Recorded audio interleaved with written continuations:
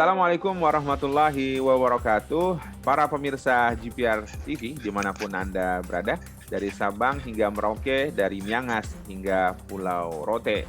Dan kembali menyapa Anda di sini, saya Dimas Aditya Nugraha akan menemani 30 menit waktu Anda ke depan di program dari redaksi Kominfo Newsroom. Dan tentu saja masih bersama kita di sini, Redaktur Info Publik, Bung Untung Sutomo. Apa kabar, Bung Tomo? Alhamdulillah, baik Mas Dimas dan pemirsa sekalian, selalu sehat.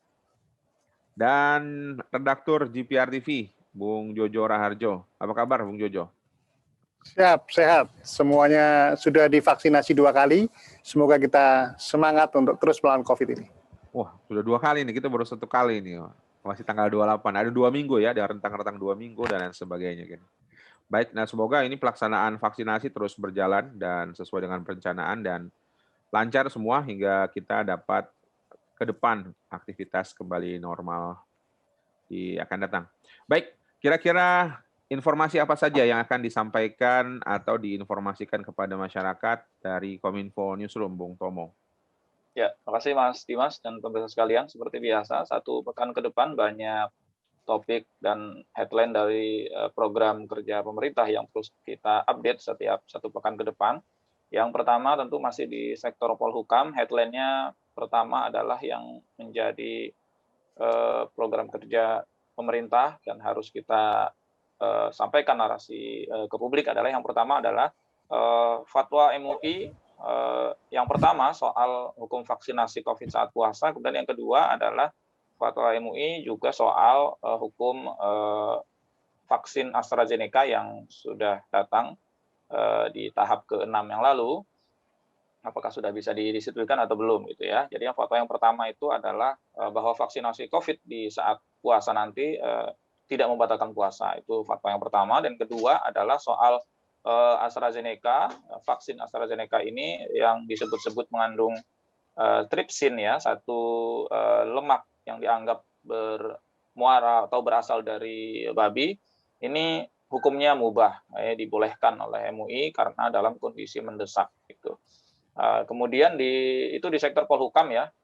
Kemudian di sektor ekonomi, Kominfo Newsroom akan terus mengupdate mengenai realisasi anggaran pemulihan ekonomi nasional di 2021, terutama di kuartal pertama yang hingga bulan ini sudah terrealisasi, sudah mulai berjalan, sehingga nanti terus akan kami update setiap pekan berapa yang sudah terrealisasi, kemudian untuk apa saja, termasuk misalnya soal dukungan terhadap UMKM sebagai garda terdepan untuk membantu pemulihan ekonomi nasional.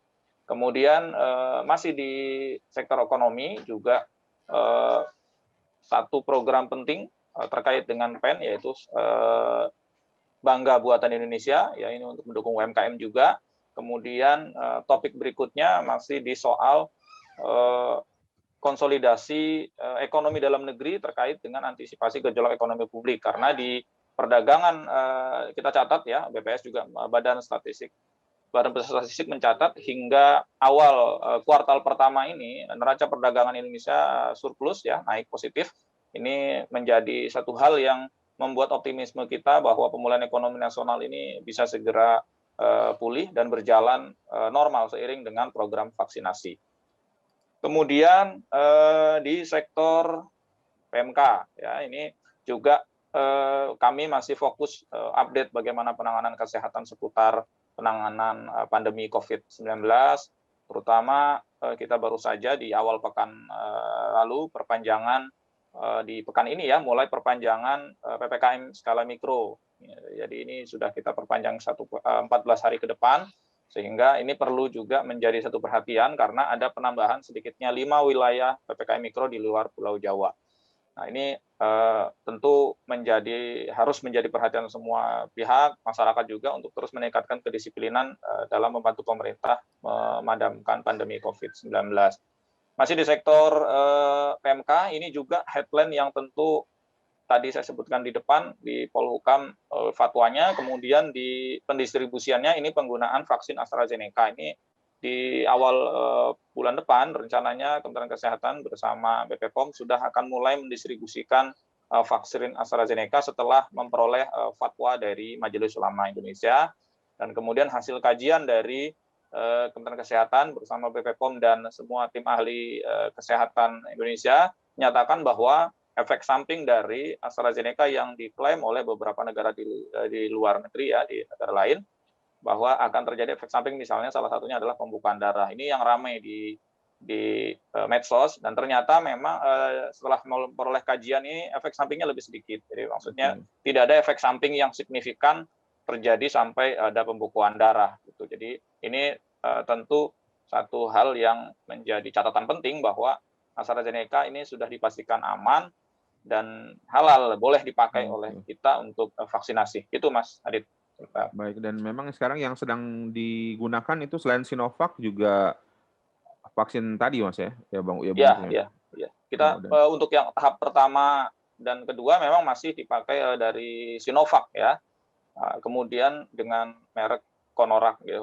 Ini untuk yang AstraZeneca ini baru di bulan depan rencananya akan mulai didistribusikan karena masih menunggu fatwa MUI, kemudian hasil tim kajian efek sampingnya. Nah, ternyata ini sudah selesai, kemudian fatwanya juga sudah keluar, jadi insya Allah bulan depan kita sudah mulai bisa didistribusikan untuk melanjutkan program vaksinasi karena ketersediaan vaksin dari yang tahap pertama sudah hampir mulai habis.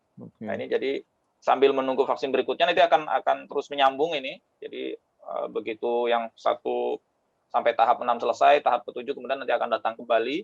Nah, ini tanggalnya juga nanti akan kita tunggu, di tanggal berapa akan datang kembali. Tuh, Mas Dimas.